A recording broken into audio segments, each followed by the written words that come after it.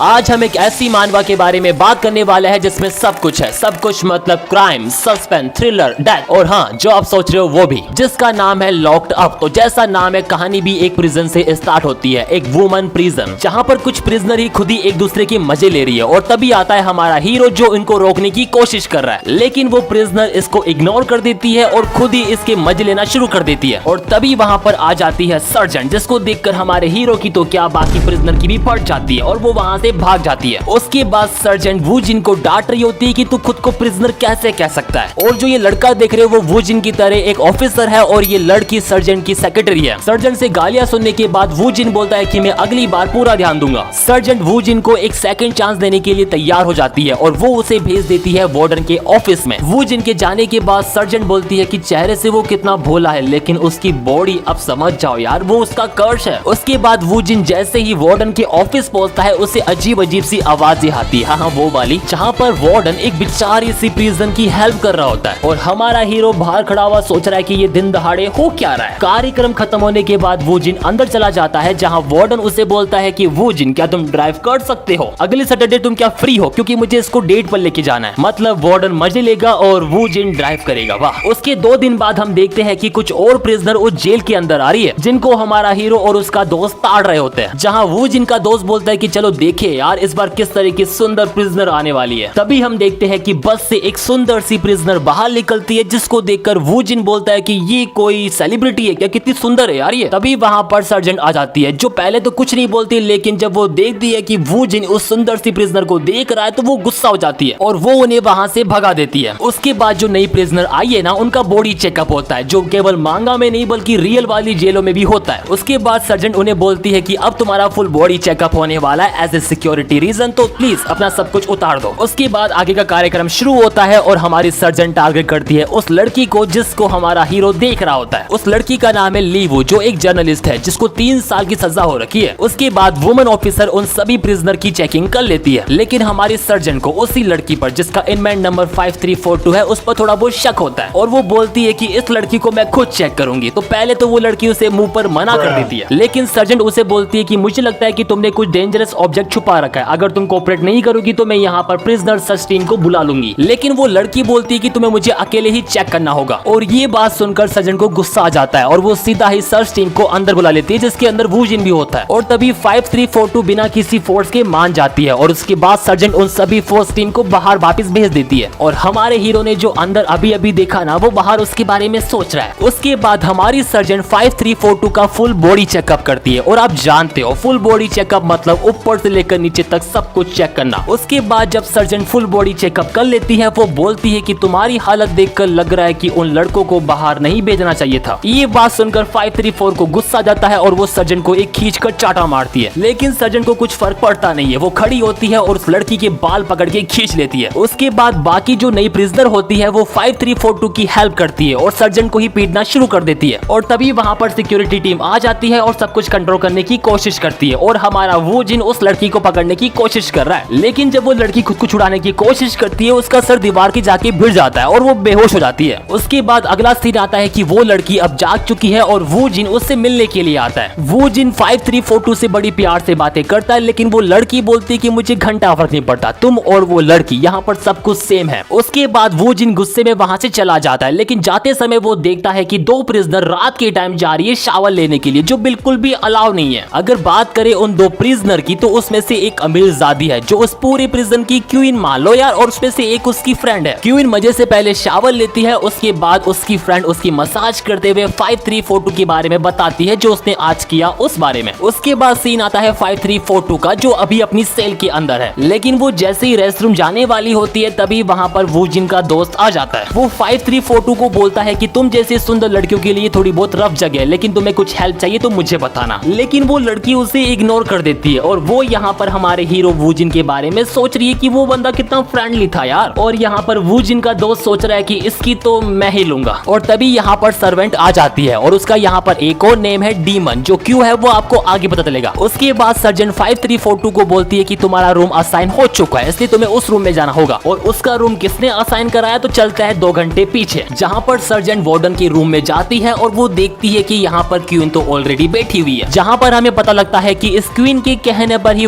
Warden ने 5342 का room assign कराया है। कहां पर? इस क्वीन के साथ भाई। लेकिन सर्जन बोलती है कि आपने ऐसा क्यों किया? तो वार्डन बोलता है कि हमें उस लड़की को सीक्रेटली ऑब्जर्व करना होगा, अगर वो क्वीन के साथ रहती है तो हमारे लिए बेनिफिट होगा। आगे वार्डन बोलता है कि हमें उसकी स्पेशल ऑब्जर्वेशन करनी होगी, तुम्हें पता होना चाहिए कि वो यहाँ पर कैसे आई है। और हमें पता लगता है कि 5342 एक फेमस न्यूज कास्टर थी जो बड़े बड़े लोगों के कांडों का पर्दाफाश करती थी। तो इन द एंड बड़े बड़े लोगों ने इसकी ही ले ली और इसे जेल भेज दिया। उसके बाद 5342 क्वीन के रूम में आती है, जहां पर क्वीन के साथ ऑलरेडी 4 और प्रिजनर होती है। उसके बाद क्वीन 5342 से एक सवाल पूछती है। वो पूछती है कि जब सर्जन तुम्हारे मजे ले रही थी तो तुम्हें कैसा लगा? लेकिन 5342 उस बारे में बात करने से मना कर देती है। लेकिन इतने में ही एक प्रिजनर उठती है और उसे मारना शुरू कर देती है बुरी तरीके से, और वो लड़की उसका मार मार कर और बुरा हाल ना कर दे, इतने में ही वहां पर वूजिन आ जाता है। वूजिन पूछता है कि यहाँ पर क्या हुआ? तो क्वीन बोलती है कि तुम्हें परेशान होने की जरूरत नहीं है, तुम्हें पता होना चाहिए कि हर महीने लड़कियों को पेट में दर्द होता है बिकॉज ऑफ पीरियड। ये बात सुनने के बाद वूजिन जिस काम के लिए आया था, मतलब कि वो 1598 को लेने के लिए आया था, तो उसको लेके निकल जाता है। उसके बाद वार्डन वूजिन को बोलता है कि मेरी जगह तुम्हें इस लड़की के साथ डेट पे जाना होगा क्योंकि मुझे डायरेक्टर ने कुछ काम के लिए बुला लिया है। फिर वूजिन और नंबर 1598 बाहर घूमने के लिए जाते हैं और हमारा बेचारा वूजिन यहाँ पर ड्राइव करते वक्त नंबर 5342 के बारे में सोच रहा है। तभी वो लड़की बोलती है कि पिछली बार मैंने आपको टोपी की वजह से नहीं देखा था, लेकिन आप तो काफी क्यूट हो। आगे भी वो लड़की बहुत कुछ बोलती है, लेकिन वूजिन का ध्यान तो कहीं और है। उसके बाद उनकी गाड़ी के सामने एक हिरन आ जाता है, जिसको बचाने के लिए हीरो अपनी गाड़ी को जैसे ही टर्न करता है उसकी गाड़ी अनबैलेंस हो जाती है और अनबैलेंसिंग में ही उसका हाथ कहीं और गलत जगह चल जाता है। वूजिन उसके लिए सॉरी मांगता है, लेकिन उस लड़की के रिएक्शन मुझे थोड़े ठीक नहीं लग रहे। तभी वो लड़की बोलती है कि मुझे रेस्टरूम जाना है, लेकिन उसके हाथ तो बंधे हुए होते हैं, तो वो वूजिन को हेल्प करने के लिए बोलती है। और आपको पता है यार, वूजिन से किसी का दर्द देखा नहीं जाता, वो अपनी शर्ट खोलता है। लेकिन वेट ए मिनट, हेल्प तो कुछ और मांगी थी तो शर्ट क्यों खोली? अब समझ जाओ यार, उसका कार्यक्रम शुरू हो चुका है। और वूजिन जैसे ही अपना कार्यक्रम स्टार्ट करने वाला होता है तभी उसे सर्जन का कॉल आता है, लेकिन वूजिन उसे रिजेक्ट कर देता है, जिससे भाई सर्जन पागल हो रही है, सही बता रहा हूं मैं। उसके बाद उनका कार्यक्रम चल रहा है, सर्जन कॉल कर रही है, लेकिन फिर भी कार्यक्रम चल रहा है। और इन द एंड गन से 2 बार गोली निकल जाने के बाद सीन आता है इवनिंग का, जहां पर सर्जन वूजिन से इतना गुस्सा होती है कि वो उसको चाटा ही पेल देती है। इस हरकत पर वूजिन को भी गुस्सा आता है और वो